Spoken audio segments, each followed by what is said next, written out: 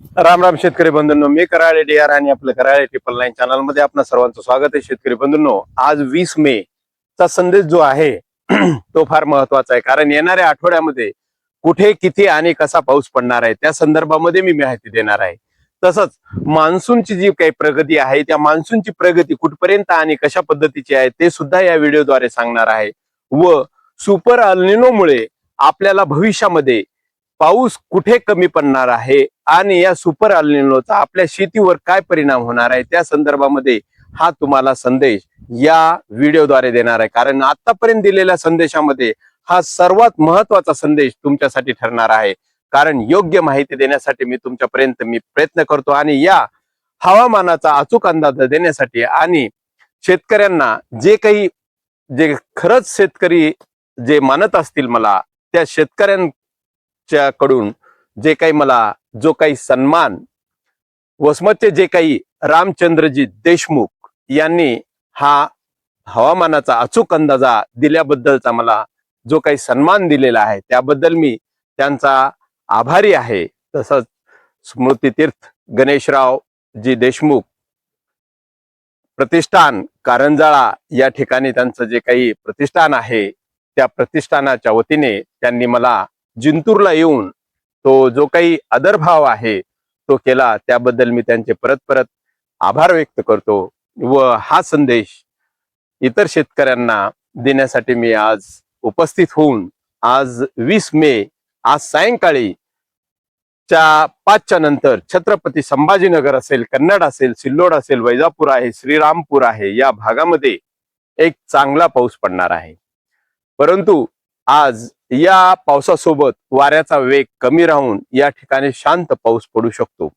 परंतु 21 आणि 22 तारखेला मात्र या पावसाचं रौद्र स्वरूप आपल्याला पाहायला मिळणार आहे. कारण वादळी वाऱ्यासोबत 21 तारखेला नाशिक या परिसरामध्ये, नाशिक जिल्ह्यामध्ये हा पाऊस सर्वाधिक राहणार आहे. यापूर्वीच्याही संदेशमध्ये मी तुम्हाला सांगितलं होतं की आपल्याकडे 22 आणि 23 तारखेला 24 तारखेला जो काही पाऊस आहे तो पाऊस पश्चिम महाराष्ट्र व दक्षिण भारतामध्ये सर्वात अधिक पडणार आहे. परंतु विदर्भ आणि मराठवाड्यातला जो काही भाग आहे या भागामध्ये मात्र पावसाची शक्यता फार कमी आहे. परंतु हा पाऊस कुठे पडणार आहे त्या संदर्भामध्ये मी तुम्हाला आता अचूक माहिती देत आहे. तेव्हा 21 तारखेला नाशिक, मनमाड, मालेगाव या परिसरामध्ये हा पाऊस होईल. अहिल्यानगर या परिसरामध्ये पाऊस होईल. तसंच पुणे, सातारा, अक्कलकोट, सांगली या भागामध्ये उद्या सायंकाळी या पावसाची शक्यता सर्वात जास्त आहे. परंतु हा पाऊस या ठिकाणी मेघगर्जनेसोबत व वाऱ्याचा अतिवेग राहणार आहे. त्यातल्या त्यात उद्या सायंकाळी वडूज आणि विटा या भागामध्ये मात्र वादळी वाऱ्यासोबत या पावसाची तीव्रता जी आहे, जोखमी जी आहे ती सर्वात जास्त आहे. वडूज येथील श्री छत्रपती संभाजी महाराज यांची जी काही समाधी या ठिकाणी वडूज या भागामधल्या शेतकऱ्यांना सांगू इच्छितो की आपल्या परिसरामध्ये सर्वात जास्त पाऊस उद्या होणार आहे. तेव्हा आपल्या तिकडेचे जे पशुधन आहे या पशुधनाची थोडीशी काळजी घ्या, कारण वाऱ्याचा वेग सर्वात जास्त राहणार आहे. तसंच विटा, कराड, कोल्हापूर या परिसरामध्ये सुद्धा उद्या सायंकाळी हा पाऊस होईल. तुळजापूर, बार्शी, धाराशिव या परिसरामध्ये उद्या दुपारी 3 वाजेच्या नंतर वातावरणामध्ये बदल होईल व या पावसाला सुरुवात होईल. तसंच लातूरचा जो काही परिसर आहे, उमरगा आहे, औसा आहे, निलंगा आहे या परिसरामध्ये उद्या सायंकाळी हा पाऊस होईल. तसंच हा पाऊस नंतर बसव कल्याण या भागामध्ये वादळी वाऱ्यासोबत होऊन कर्नाटक या भागाचा जो काही क्षेत्र आहे, कर्नाटकची जी काही परिसर आहे जसं की बिदर, भालकी वगैरे जो काही परिसर येतो या परिसरामध्ये सर्वाधिक उद्या सायंकाळी पाऊस होणार आहे. परंतु या पावसाच्या संदर्भामुळे, ज्या वातावरणामुळे आपल्या राज्यामध्ये जे काही मागील आठवड्यामध्ये जी उष्णतेची जी दाहकता होती ती उष्णतेची दाहकता थोडी कमी होणार आहे. ढगाळ वातावरणामुळे थोडंसं आल्हाददायक असं वातावरण आपल्याला येणाऱ्या 25 तारखेपर्यंत पाहायला मिळणार आहे. 22 तारखेला सर्वात जास्त पाऊस पडणार आहे. 22 तारखेला या पावसाची तीव्रता अजूनही जवळपास 6 जिल्ह्यांमध्ये व्याप्ती या पावसाची होणार आहे. 22 तारखेला छत्रपती संभाजीनगर आहे, पैठण आहे, गंगापूर आहे, अहिल्यानगर आहे, दौंड आहे, सोलापूर आहे, या परिसरामध्ये हा पाऊस होणार आहे. तसंच छत्रपती संभाजीनगरच्या अलीकडे जो जालना जिल्हा आहे, या जालना जिल्ह्यामध्ये सुद्धा अंबड, गेवराई, आष्टी या परिसरामध्ये चांगला पाऊस होणार आहे 22 तारखेला सायंकाळी. लातूर जिल्ह्यामध्ये सुद्धा या पावसाची तीव्रता 22 तारखेला सर्वात जास्त राहणार आहे. या 22 तारखेच्या पावसामध्ये वाऱ्याचा वेग सुद्धा अति राहणार आहे शेतकरी बंधूंनो.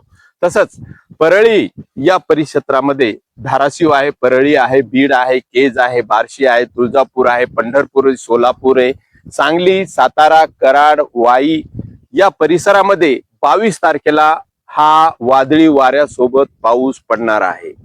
तसंच परभणी जिल्ह्यामध्येही बहुतांश तालुक्यामध्ये या पावसाचा जो काही परिणाम आहे तो जास्त राहणार आहे. परभणी जिल्ह्यामध्ये गंगाखेड, पाथरी, राणी सावरगाव, सोनपेठ, पूर्णा या परिसरामध्ये हा पाऊस होईल. पालम, लोहा, वसमतचा थोडासा परिसर येईल, या परिसरामध्ये हा पाऊस राहील.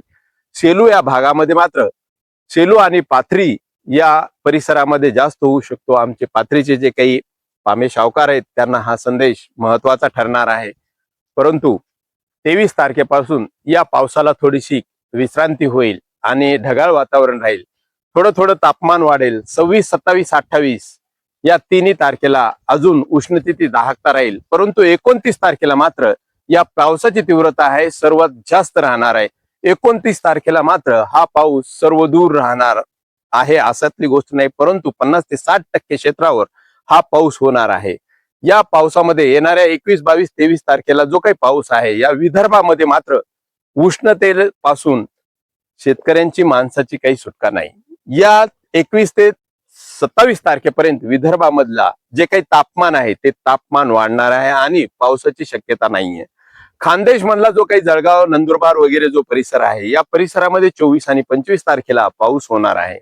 29 तारखेला मात्र हा पाऊस विदर्भ असेल, खानदेश असेल, मराठवाडा असेल या भागामध्ये मात्र फार तुफान आणि जोरदार पाऊस होणार आहे. त्यातल्या त्यात याचं कारण, मुख्य कारण म्हणजे जो काही मान्सून आहे तो 26, 27 तारखेपर्यंत अंदमान सोडून केरळ पर्यंत कूच करणार आहे आणि केरळ पासून हा पाऊस केरळला 26, 27 पर्यंत पोहोचल्याच्या नंतर 29 आणि 30 तारखेला मुंबईमध्ये सर्वात जास्त हा पाऊस होणार आहे. आणि शेतकरी बंधूंनो, मुंबईमध्ये 29, 30 तारखेला हा सर्वात जास्त पाऊस राहिल्या कारणाने हा मान्सूनचा पाऊस आपल्याकडे जूनच्या 5 ते 8 तारखेच्या दरम्यान मृगाच्या सरी बरसतील आणि जूनच्या पहिल्या आठवड्यामध्ये हा आपल्याकडे राज्यामध्ये सर्वदूर पाऊस पडणार आहे. परंतु शेतकरी बंधूंनो, सुपर अल्निनोची धास्ती आहे आणि सुपर अल्निनो जून, जुलैमध्ये सक्रिय होणार आहे आणि हा